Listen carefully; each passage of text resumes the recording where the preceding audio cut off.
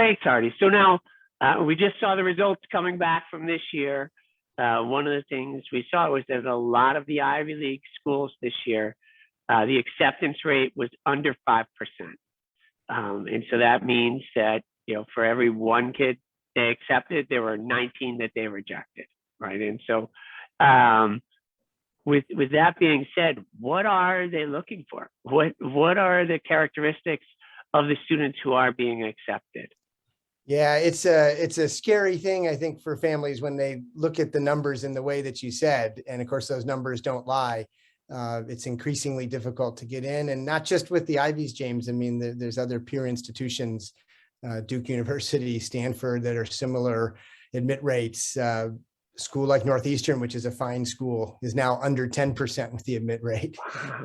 So it's been tough, and I think stressful. The things that really continue to stand out, and which I would advise to be kind of the North Star to guide families, are to stay true to a student's academic interests and passions. It helps when you're younger to kind of identify those and follow a path, but at the same time, you don't want to overprogram a young person. It's still true that admissions people love seeing students that have discovered interests during high school and become very passionate about them.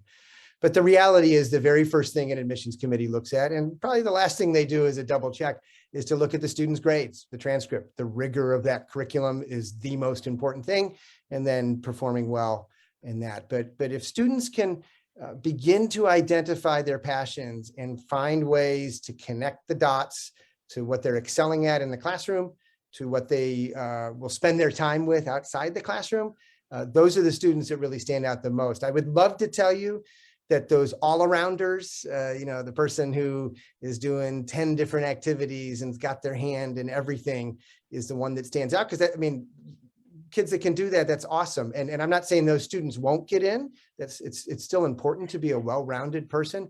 But ultimately, admissions people are admitting a class of exceptional people.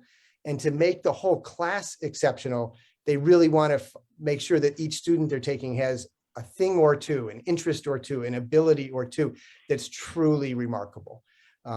So again, don't want to discourage a student from being involved in lots of things. But it goes back to my comment, if you can find that true passion that's going to carry you through your teenage years, that might change in college, but carry you through your teenage years, it's the common denominator is excelling in that.